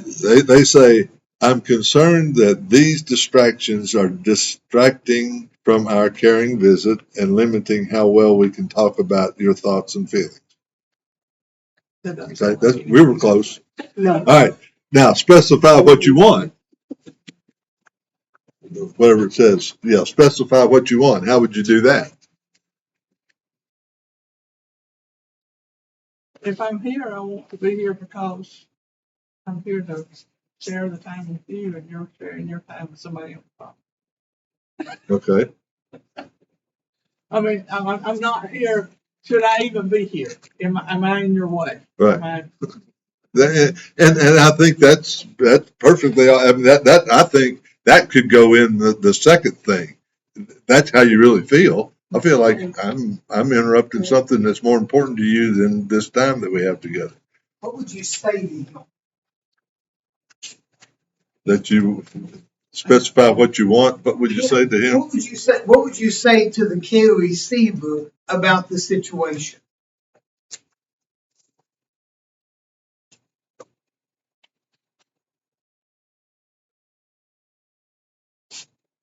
You want the real answer? Maybe, I'd say with it going off, maybe something is important on the other side of your phone that maybe we need to reschedule. That's what I'm saying, because somebody's wanting his attention or hers. But then Okay. you're rescheduling every time. Well, yeah, I really think that if it happens one time, or the You think first it'll time that it happen happened, first time, but in our description it says it emails nearly every caring visit, so it's a recurring kind of thing. I think maybe the first time you're exactly right. Yeah. That I mean, if things have been going well, and then all of a sudden it happens, it really might be something that is That's what I'm saying. Could be for that something day is really more important, and we reschedule, or we'll pick up here next week. Let me get out of your way so you can handle that. But if there's if it's a continuing thing, at some point you got to address it. Yes, sir. I got one situation, ask you what you think about it. I had a kid. We didn't solve this one yet. That moved out of town. Was going to move out of town. And I said, well, I can call and get the Stephen Ministry operation that's close to you and see if I can set you up. No, don't want that. I said, I will just, you and me talk on the phone. And I didn't even check with St. Louis on that. I should have. Well, When I did not, he said no, he didn't want that. so we just continued on with the telecarrier. I remember the situation, and it worked well. Worked like a charm for another 2 years. Right, I did maybe 3 years until he died. right. You could say to him, excuse me while I silence my phone. That's not quite as direct as assertive as supposed I love to be. It's slightly passive aggressive, but it sends a message. Yeah. You say, I didn't hear that. Excuse me while I silence my phone. Let me check. In your case, it would also have the connotation, I've got a lot more important things than you do on your phone. And I'm going to silence mine. Surely you can yours. If I said that, it wouldn't make any difference. Mine never goes off anyhow, hardly except when the preacher tried to text me and call me last night. I didn't have my phone anywhere near me until that last text that said, never mind, I figured it out myself. So, sorry. Well, he left his book in here and it's gone. No, I can't find my book. That's what I'm saying. Okay. I can't find my trainer's guide for section 6. Okay. Well, if it's just for section 6, we're okay. You'll be back on for next week. Yeah. All right. Then, so this says, I would like you to silence your phone when we meet so we can focus on addressing your needs for care. And see, that, to me, that was more direct than I would tend to not address the fact that I'm here to help give you care, but that's what we're there for, and they know that. So that's good. All right, describe the consequences. So now, how are you going to do that? It probably should start with if. Oh no, not necessarily. If you want me to keep coming, you better find Okay. And that's, I mean, but that's when we, and when we think of consequences, we always think in terms of if this, then not that, or this is bad's going to happen. But think of positive. All right, now you've stated your case. So if that happens, then how's that going to result in a positive consequence? Maybe you could say, I think our time together would go better if Exactly. we didn't have the interruptions from your phone. Yeah. Yes. And at that point, I mean, Robert's thing, why don't we both silence our phones to protect this time that we have together? And if we do that, then that will help you get the most out of our time together, since you can share more fully and without interruptions. So, all right, good deal. Now, we've gone over this process together. You'll have a chance to do it again in smaller groups. We're not going to do that. We're about as small as we can break up. In focus note 9, starting on page 121, you'll see another Stephen Ministry scenario that requires care to address assertively. Read through the scenario, then discuss what you would say for each of the 4 components, just like we did that last one.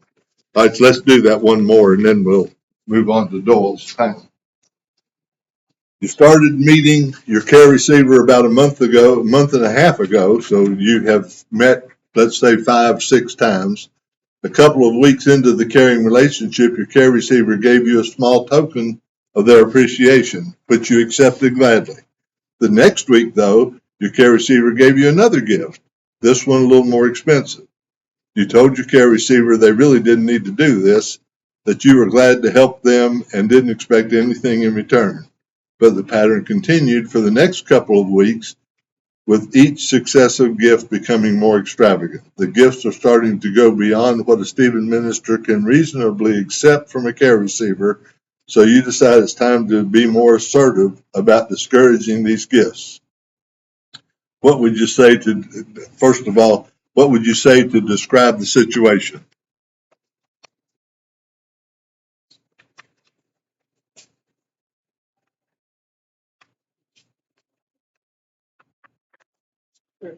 Receivers giving you gifts that, You're talking to the receiver. oh, Do what? I mean, we're going to resolve this. So what would you say in talking to the receiver to describe the situation?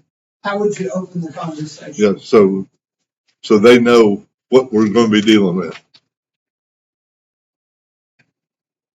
well, she's already told her that she really didn't need to do this. Right, but now we're going to be more assertive about it. A few weeks ago, you gave me a little gift, and that was okay. But since then, you continued into getting to where I really don't need to accept those kind. Yeah. It doesn't need to be that. I mean, that's the situation. Not good, bad, or whatever. Well, I don't need to accept. Probably shouldn't even put that in there. That's not what has happened. Just that they're continuing to do. All right. Your feelings about the situation.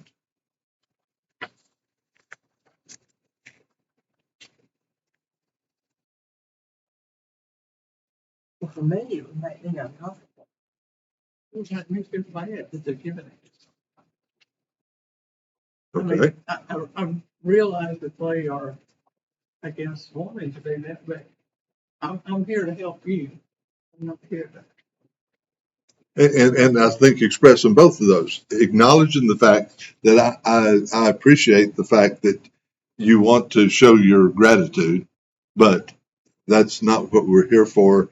And I'd rather we just do what we do, that kind of thing. All right, then specify what you want. So what do you want out of this?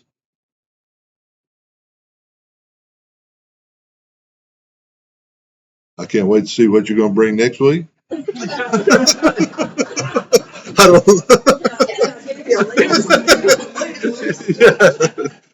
You take requests. You thought I really meant that one? No, Make a wish list. I'd like to hold. Here's the answer. I'd like you to hold off on bringing me gifts for our caring visits. You can certainly express your appreciation verbally, but it's best to limit it to just that in most cases. All right. In other words, don't bring any more gifts. All right. Now describe the consequences. If that happens, what are the consequences?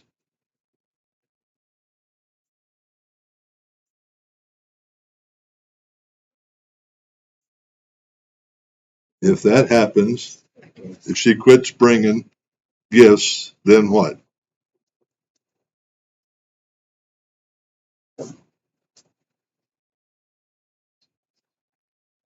They'll have more time to discuss his needs. Yeah. We can keep the relationship focused on the help rather than you worrying about what am I going to do? Oh, Connie's coming tomorrow. What am I going to get for her? Yeah. All right. Challenging assertiveness situations may happen from time to time, including in the course of Stephen ministry, but they are not something we need to dread. The DESC, describe, express, specify, and the consequences approach gives us a solid framework for responding directly, kindly, and respectfully. All right. Doyle is going to talk to us now about assertively giving and receiving compliments.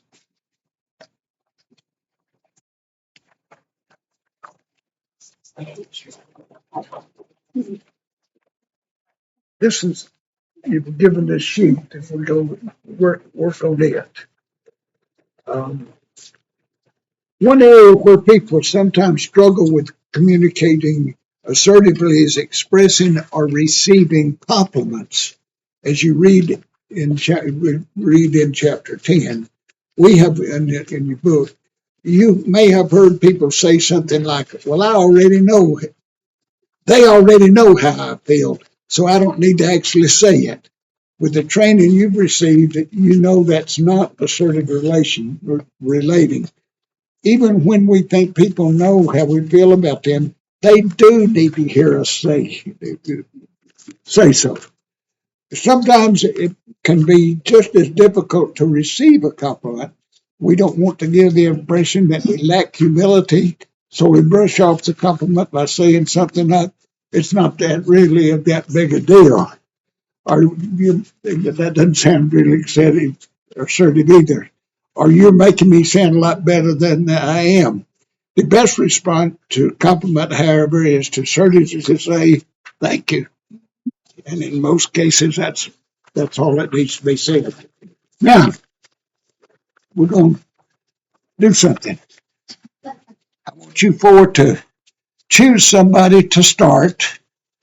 And that person, I don't care who's start, but that person will, the other three of you will compliment with what you put down, what you think of them. And then when they're through,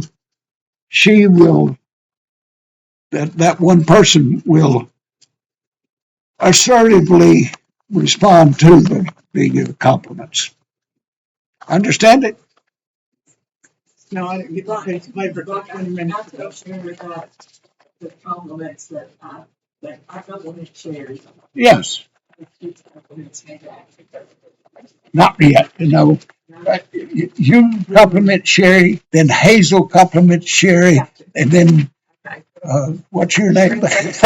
Francis compliments Sherry, and then Sherry responds. She's got to do hers because she didn't get it last week. She knows how to compliment people. She shouldn't have left early. We got it. You got it, all right. Yeah, Officer Sherry. well, then she is starting. Everybody's going to compliment Sherry now. Yeah, Okay, I've got that she is a beautiful example of a preacher's wife. all right. Okay, I will compliment Sherry by saying, that most anytime I see her, she is herself, who is a giving person. I like that. I appreciate Sherry's work ethic and the witness that she is for Christ where she does work. And I also appreciate her love and support for Robert as part of the ministry team all these years. Amen. Now you respond, Sherry.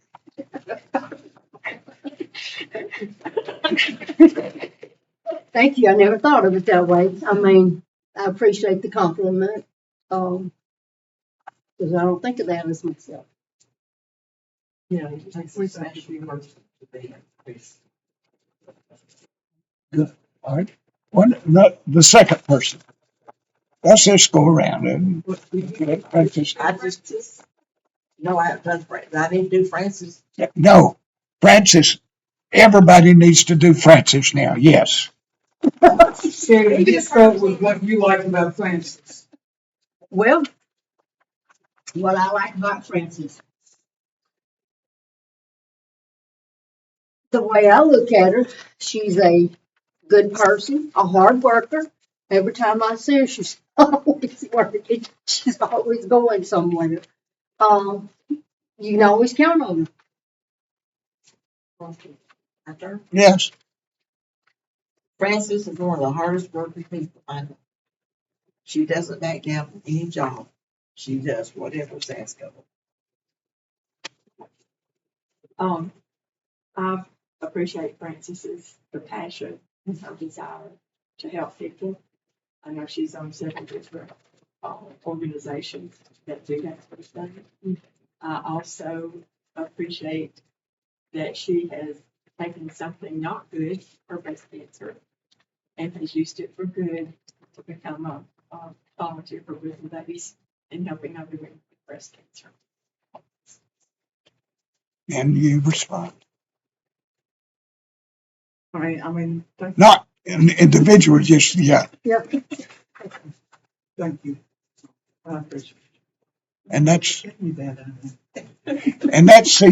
that's assertively. Both of them has answered assertively. You don't see, oh, that's nothing. But by the way, when I did yours, I put hard work in too. Okay, now Hazel, it's your turn in the barrel. Oh, we talked about Hazel. Yes. Okay. You want me to start it? Yeah. I appreciate Hazel's organizational skills, that she can do any project and get people to help her in that. But in doing that, she is always grateful and lets us people know how thankful she is for each of them helping to get things done. And that she loves people. She cares about. I appreciate Hazel in so many ways. Excuse me. Because she hears this needs help, or this needs help, or this needs help. And she's right there. And generally with a smile, sometimes with a, no, that's Yeah, that's true. that sometimes she needs help. And I appreciate the fact that that she lets us help, because she does so much here and she does so much in other places. And it's so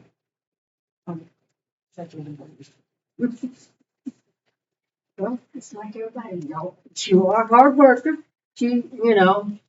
When she asks you to do something, most people, very few people I've ever heard her tell her no. It has to be a good reason. No. I didn't know she could say no. No, I'm talking about the person she's asking. The person she's asking, I have heard somebody say no before. Yeah. But they always gave a reason why they couldn't help. But she's always got somebody, she just that type of person. It's a good person. If something needs to be done, she's the person to call. She's the person to help. But I do hear, I do, but just I love God. And That's not assertive. I love people. And to me, what I do here is pure joy. Amen. Thank you all. All right, now, Connie. We get to Connie. Okay, well, to me, I look at Connie as a good person, very talented in music to me, Yeah. from, singing. Yeah. Singing about Christ. She's always there too for when somebody needs something. And that's what I'm just going to use. Love God and you're always there. I'm very, I don't know how to actually describe them. We kind of met each other one way with the breast cancer. We met each other another way, folding. I mean, we were not, we're not at the same, in the same services. But what I'm saying is, anywhere I've known her, she has been help. She has been help to people. And she has been there with us in the face. And thank you.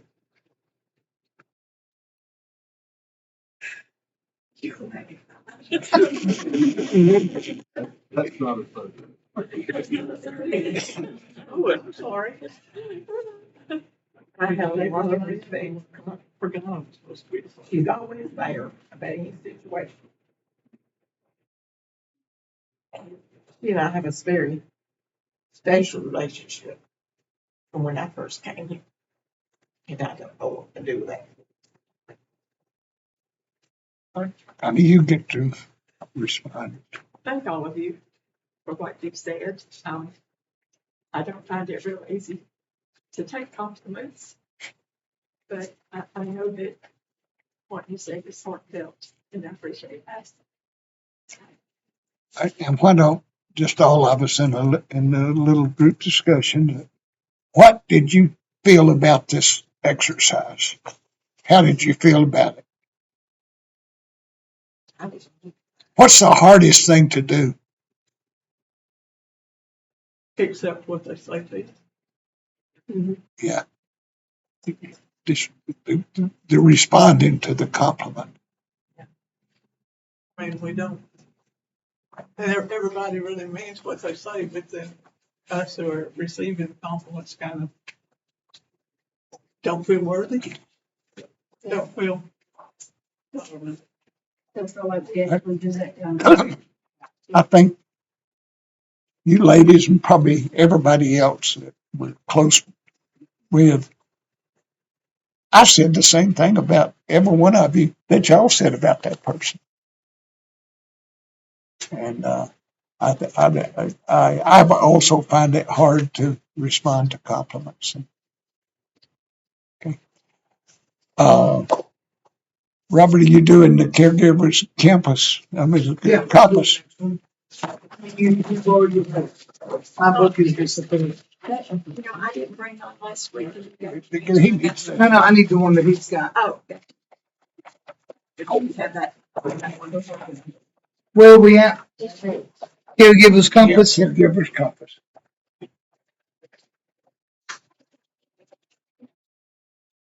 Let's use the caregiver's compass to think about this module on assertiveness. You have a copy of the caregiver's compass on page 123 in your outline.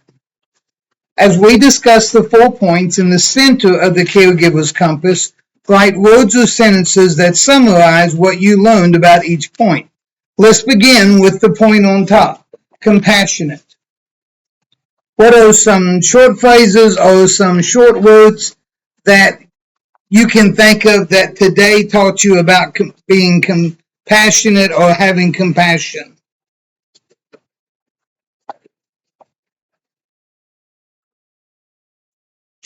Nobody?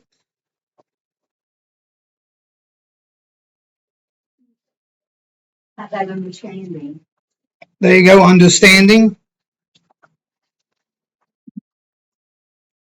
What about the compliments you gave each other? Giving compliments can be compassionate. Encouragement. And yeah, there you go, encouragement, Honesty.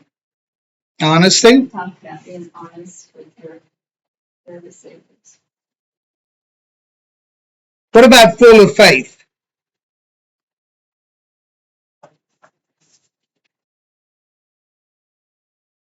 Folks, it can be full of faith.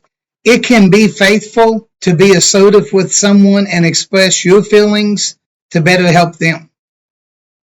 It can be full of faith to be assertive, especially if somebody's doing something wrong and you want to help encourage them, but at the same time, correct them.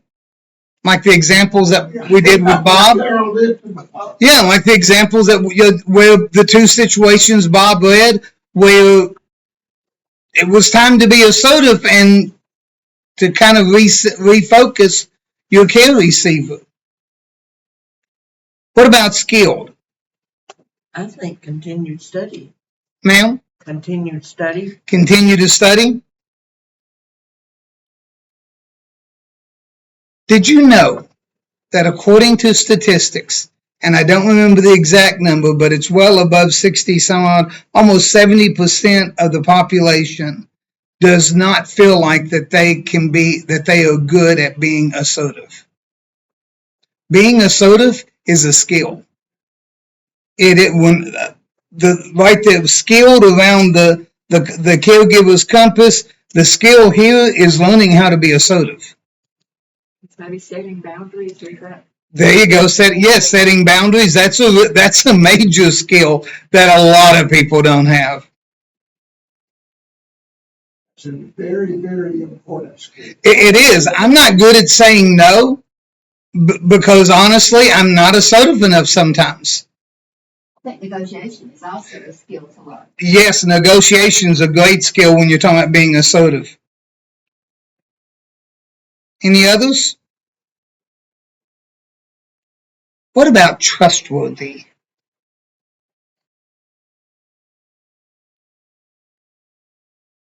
Your care receiver will trust you more if you're honest with them. The phone constantly going off that Bob was talking about, believe it or not, they actually will trust you more if you're able to say, I know you've got a lot of stuff going on, but this time is really important and I want to help you the best that I can. And to do that, we need to be able to focus on what we're doing. Your care receiver will trust you more if you're honest with them. Any others?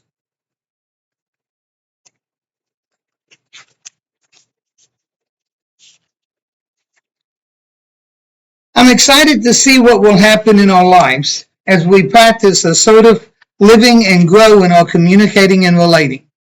Take some time this week to thank God for the gift of learning how to care and serve more assertively.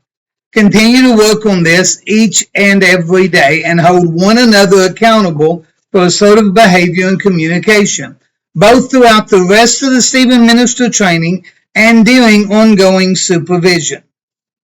Next time, Module 7, we'll cover 2 shorter modules in one class session. The first one, maintaining boundaries in caregiving, what we just talked about, setting boundaries, builds directly on the assertiveness module, exploring what boundaries are appropriate for you as caregivers, for your care receivers, and for your caring relationships. The second module, crisis theory and practice, will give you a much greater insight into what happens when people experience crisis and how we can best care for them in those crises. Read the pre-class reading assignment for both of these modules before our next class, and be sure to complete the crisis self-inventory at the end of Module 8 pre-class reading, reflecting on a time when you experienced a crisis. That should be in your booklets. Do you see it? Yes, we're back to the blue book now. Yeah, back on the blue book. Page, anybody got a page number on that? Module 7 begins at 141. Well, no, the pre-class reading begins on, Well, it says here pages 125, 125. 139. Do what? 139. 125. So your pre-class reading 125 through 139, and then filling out the crisis self-inventory. That's on page. the pre-class reading for 8 starts at 153 and goes through 164, and then the crisis self-inventory is 165, 166. All right. So you're going page 139 through page 164 because you're doing 7 and 8 next week. You're doing 2 next week. So you're going 139 to 164. So that's a good bit of reading. So I would suggest 125 to 139. And then the 150, then 153 to 166. That's what this says. Okay. right. And that is correct. And so there's a lot of reading. There's 2 different modules, and there's class reading for each one of them. So there's a good bit to read before we start next week. Okay, so the module do have 125 and 139. Right. You don't have any readings in another book. You need to read module 7 and module 8. Just mark it that way, 7 and 8. Is that right, Bob? It's in here. Yeah. What you read's in here. Yeah. In both book, in both. And then on page 165 and 166, you'll find the crisis self-inventory that you need to fill out. Does that make sense now? Are we all on the same page? Got it written down.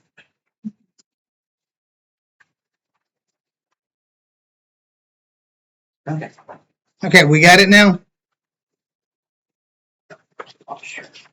What are we supposed to do after read 125 and 139? Read module 7 in your book, in your blue book, in your training manual. Yes. Read module 7 and module 8. 130, module 7 and 138. And just put in module 8. Read 7 and 8. Gotcha. Gotcha.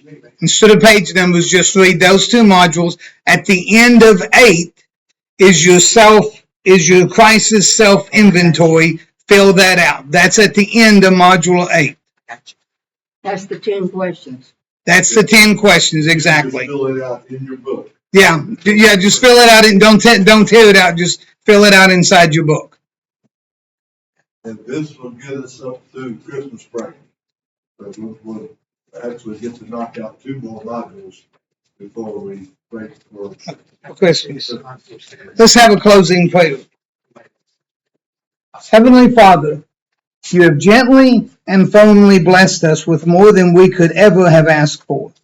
You delight us, affirm us, and celebrate us as your children. We assertively thank and praise you for who you are and for all you have done in our lives. Continue to equip us so that we may grow as your fully devoted followers. Amen. And we finished at 11:29. Good. We didn't mention the importance of the interrelated. That's door 7. Oh, yeah. Oh, that's. Mine's around here somewhere. Wait. Module 7 goes from 127. Yeah, he's a mess. He was mad at me when I left.